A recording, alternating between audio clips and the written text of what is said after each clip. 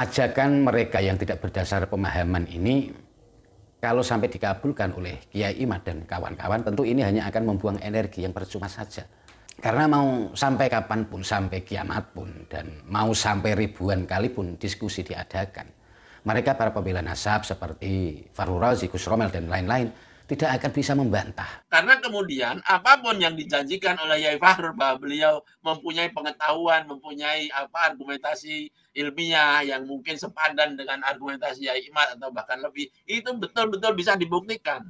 Kalau hanya kemarin itu saja atau hanya di online begini nggak mungkin bisa tuntas.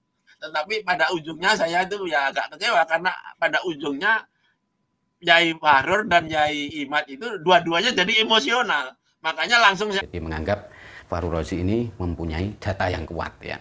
Data yang kuat apa, Prof ya? Kalau seandainya ya si Fahru Razi itu punya data yang kuat, pasti sudah disebutkan datanya itu. Ketika disuruh ditantang Kiai Imad untuk menyebutkan datanya pada diskusi kemarin itu. Tapi Prof sendiri bisa menilai sih jawabannya. Seperti kita lihat fakta Habib Lutfi bin Yahya ya. Ya, saya sangat kecewa sekali dengan komentarnya Habib Lutfi ketika seperti ada Habib Bahar bin Semit, seperti ada Habib Bostil itu yang memperlihatkan akhlak-akhlak yang tidak berlaku karimah, yang menunjukkan kata-kata rasis baik terhadap masyarakat atau terhadap presiden, terhadap para kiai-kiai ulama. Kenapa Habib Lutfi ini juga tidak memperingatkan? Justru ketika itu hangat-hangatnya si Bahar Semit dan para bocil-bocil lainnya itu menunjukkan akhlaknya yang bertentangan, justru Habib Lutfi itu berkata, jangan adu domba habaib dengan habaib. Jangan adu domba ulama dengan habaib. Pasti Anda sering mendengar hal semacam itu dari beliau Habib Lutfi bin Yahya. Jangan. Assalamualaikum warahmatullahi wabarakatuh. Bismillahirrahmanirrahim. Alhamdulillahirabbil alamin wa bihi nasta'inu ala umuri dunya waddin. Wassalatu wassalamu ala asyrafil anbiya'i wal mursalin Sayyidina wa maulana Muhammadin wa ala alihi wa sahbihi ajma'in amma ba'd. Para pemirsa sebangsa dan setanah air dimanapun Anda berada yang berbahagia, terima kasih Anda semua masih bersama dengan saya Normas, Nur Rahmat Asmawi di Normas Channel. Pada kesempatan yang berbahagia ini saya akan membahas perbincangan antara Kiai Ubaidillah Tamam Muzi bersama dengan Profesor Asyikam Kiai Mukhlas Sarkun yang diselenggarakan oleh admin pada Suka TV yaitu Pak Yusuf Mars ya.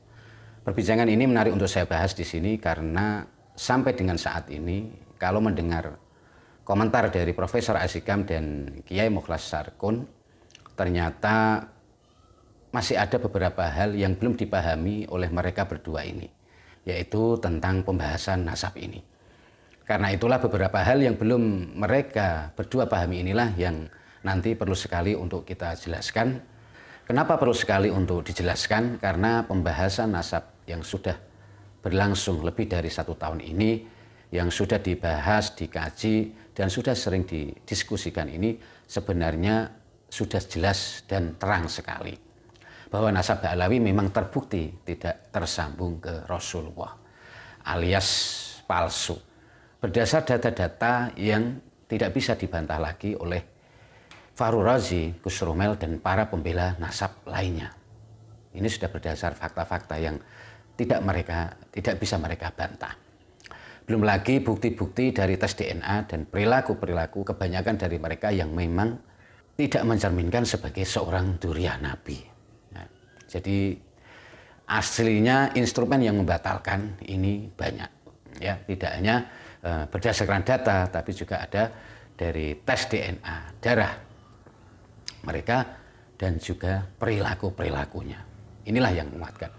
Nah, yang jadi masalah adalah nasab yang sudah positif batal ini ternyata oleh Profesor Asyikam dan Kiai Mukhlas Sarkun, menurut mereka berdua intinya nasab ini sebelum disimpulkan batal harusnya masih perlu kajian lebih lanjut dan perlu sekali untuk didiskusikan di forum resmi.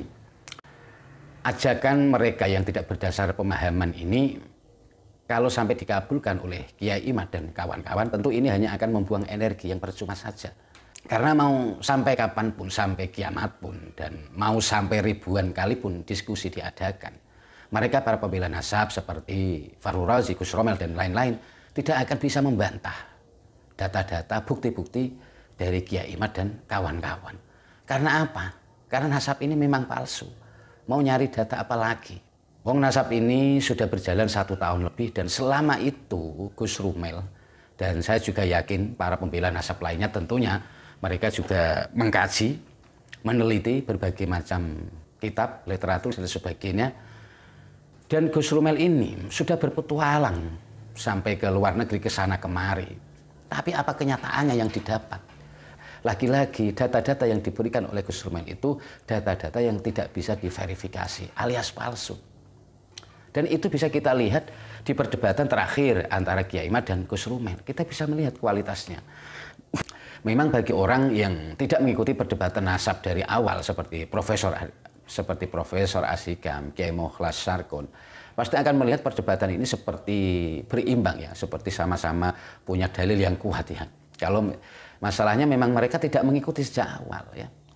Padahal kenyataannya ya, kalau mengikuti sejak awal, tahu data-data yang diberikan oleh Gus Romel seperti itu tentu sudah tidak asing lagi bagi Kiai Imad dan kawan-kawan.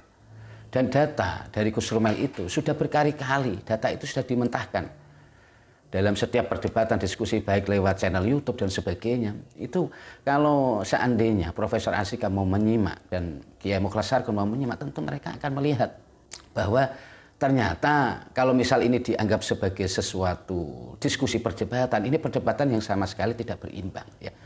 Makanya kemarin sampai Gus Aziz Syadzili itu mengatakan bahwa kalau dinamakan beda pendapat ya, itu mestinya satu sama lain itu hujahnya sama kuat, berimbang ya. Baik, sebelum kita menjelaskan kepada Profesor Asyikam dan Kiai Mukhlas Sarkun dari beberapa hal yang belum mereka pahami, mari kita simak dulu cuplikan dari komentar mereka. Ya, ini hanya cuplikan videonya saja ya, tapi yang jelas tidak mengurangi substansi atau isi dari apa yang maksud yang ingin kita bahas di sini, yang ingin kita jelaskan di sini. Baik, mari kita simak bersama videonya. Siapapun yang bisa membuat forum seperti itu. Kalau itu terjadi, maka ini sangat menolong menurut saya. Karena kemudian apapun yang dijanjikan oleh Yai Fakhrur bahwa beliau mempunyai pengetahuan, mempunyai argumentasi ilmiah yang mungkin sepadan dengan argumentasi Yai Imad atau bahkan lebih, itu betul-betul bisa dibuktikan. Kalau hanya kemarin itu saja atau hanya di online mungkin ini nggak mungkin bisa tuntas. Nah, itu sesuatu yang menurut saya positif. Tetapi kalau itu juga cuma omon-omon, ya tidak akan terjadi apa-apa. Malah bisa berbalik itu. Itu yang nomor 3. Yang nomor 4, ya saya kira saya tidak terlalu happy ya dengan perbincangan tadi malam itu. Karena pada akhirnya yang terjadi itu adalah adu emosi saja.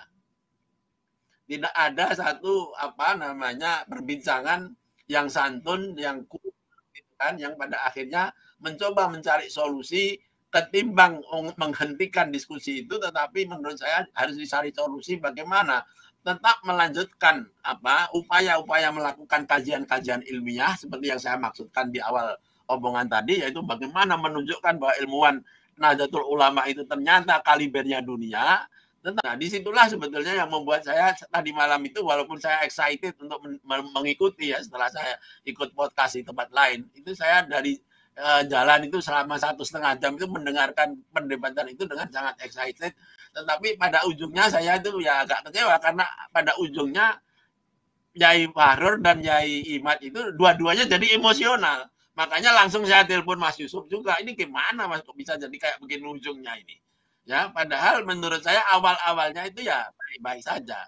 Nah, lalu kemudian semakin emosional lagi para pendukungnya karena kemudian orang kan biasalah melihat setelah orang nonton podcast itu kan kemudian diputar lagi. Nah, setelah diputar lagi itu malah menambah kejengkelan mereka, misalnya melihat Yai Fakhrur ketawa-ketawa melulu. Itu kan menjengkelkan juga bagi mereka yang tidak mendukung, ya kan?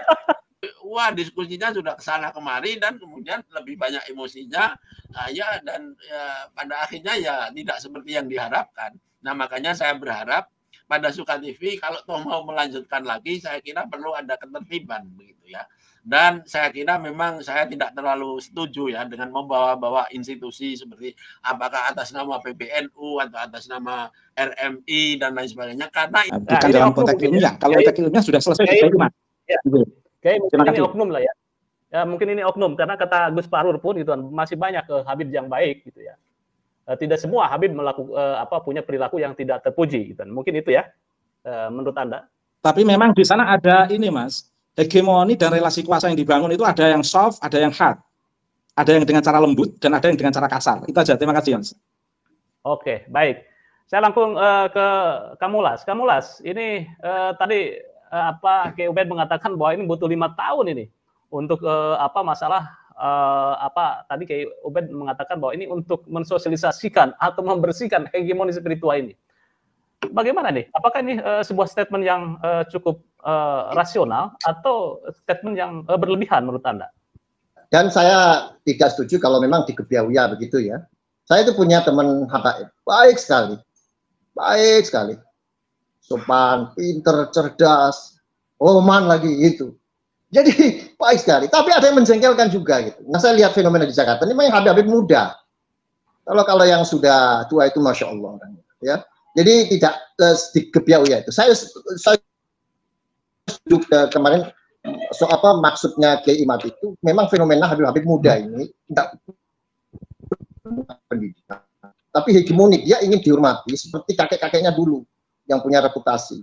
Banyak orang-orang soleh seperti Habib bin Gresik itu dicintai orang seperti Habib Soleh di Tanggul. Jadi kalau di Gebiawiyah semua ini agak cukup juga ya, karena sudah terdoktrin di NU ini. Contoh ya, makam Mbak Priyo, makam Mbak Lawi, itu sudah hari-hari di podcast itu dikatakan makam palsu, tapi orang ziarah itu berbis-bis lah, nggak intinya. Itu karena menunjukkan Gus Dur. Padahal itu disebut makam palsu ya Mbak Priok ya. Tapi masih diziarahi gitu ya.